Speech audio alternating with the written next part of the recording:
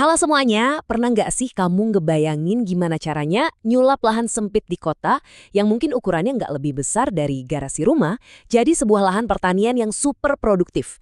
Dan yang paling gila, sistem ini benar-benar nol limbah, nggak ada sampah yang kebuang. Hari ini kita bakal bongkar rahasia gimana caranya bikin itu semua jadi nyata. Oke, buat bahasan kali ini kita bakal mulai dari krisis lahan, terus masuk ke aturan main bikin kompos, kenalan sama pasukan cacing dan maggot BSF, bahas nutrisi cair, sampai akhirnya ngelihat gimana semuanya nyatu jadi satu ekosistem sirkuler yang utuh. Yuk, langsung aja. Bagian pertama, krisis lahan dan solusi IUFS.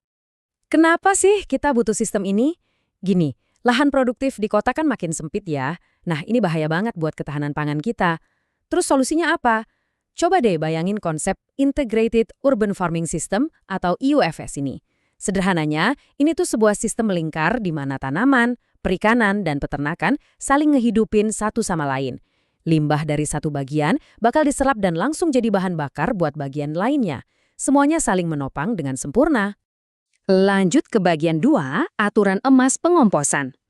Buat bikin ekosistem tadi bisa jalan, modal awalnya sebenarnya udah ada di dapur kamu sendiri loh. Tapi hati-hati, jangan asal cemplung.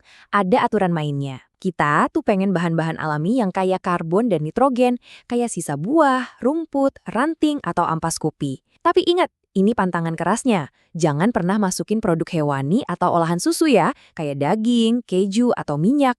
Wah, itu sih malah bakal memicu bakteri jahat, bikin bau menyengat, dan ngundang hama ke rumah.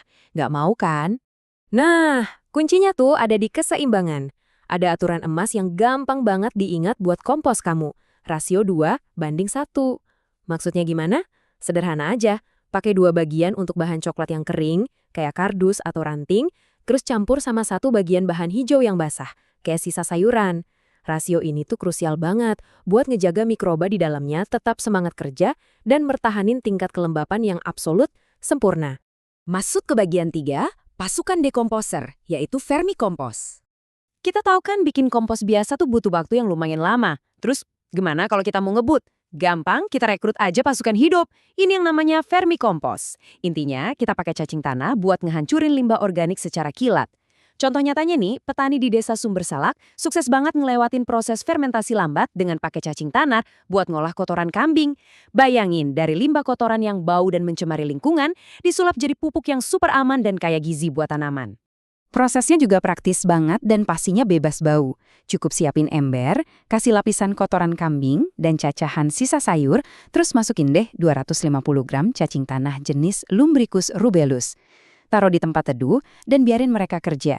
Hasilnya, kamu cuma butuh waktu tepat 14 hari buat dapatin kompos kualitas tinggi yang siap pakai. Super efisien kan? Sekarang, bagian 4. Keajaiban maggot BSF. Nah, selain cacing, kita punya jagoan lain di pasukan dekomposer ini, Black Soldier Fly atau lalat BSF. Larvanya ini bener-bener kayak keajaiban loh. Siklus hidupnya super singkat, cuma sekitar 38-41 hari dari telur sampai jadi lalat dewasa. Dan tahu nggak, satu lalat betina dewasa bisa nelurin sampai 500 butir. Terus bagian paling gilanya, pas udah netes, satu larva kecil aja mampu ngabisin sampai 500 mg limbah organik setiap harinya. Ini sih benar-benar mesin pengurai alami paling ngebut yang pernah ada. Terus kenapa maggot BSF ini lagi ngetren banget di kalangan peternak? Jawabannya jelas ada di nutrisinya. Fakta sainsnya nunjukin kalau maggot BSF itu mengemas kandungan protein masih sampai 44,26%. Gila kan? Ini bikin maggot jadi pakan kelas atas yang super bernutrisi buat ternak di kota kayak ayam atau ikan. Jelas jauh lebih unggul dibanding pakan pabrik yang harganya terus melambung. Lanjut ke bagian 5, nutrisi cair tepat sasaran. Oke, tadi kita udah bahas kompos padat dan pakan ternak. Terus, gimana caranya maksimalin panen di lahan yang super sempit? Jawabannya ada di pupuk organik cair atau POC. Nutrisi bentuk cair ini nyediain nutrisi presisi instan yang gampang banget diserap langsung sama akar dan daun. Butuh daun lebat buat bayam kamu? Kandungan nitrogennya siap bantu. Mau mencegah tomat biar nggak membusuk di ujungnya? Kalsium dan magnesium organik ini bakal beresin masalah itu. Dan yang paling penting, POC berkualitas ini sama sekali nggak berbau, menjadikannya opsi yang sempurna banget buat sistem pertanian indoor atau hidroponik perkotaan. Dan bagian terakhir mewujudkan ekosistem sirkular terpadu.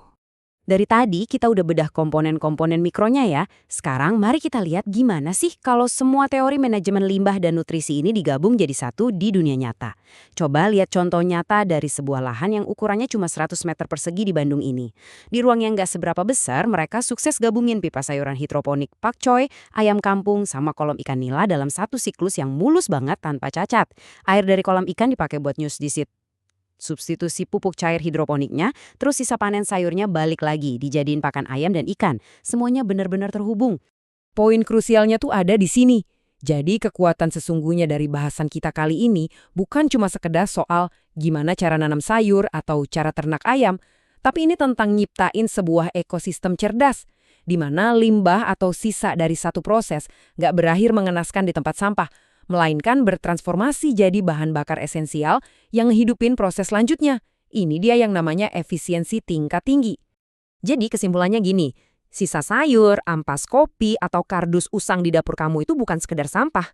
Mereka itu fondasi, ibarat emas murni buat ngebangun sebuah ekosistem baru. Dengan sedikit ilmu, dan mungkin ditambah sepasukan cacing atau maggot, kamu udah pegang kunci buat nyiptain sumber makanan yang mandiri dan sirkular, langsung di halaman rumahmu sendiri. Nah, pertanyaannya sekarang, kapan nih kamu bakal ngambil langkah pertama dan mulai bangun ekosistemmu sendiri? Sampai di sini dulu ya bahasan kita. Semoga ini bikin kamu makin penasaran dan langsung pengen praktek. Sampai jumpa!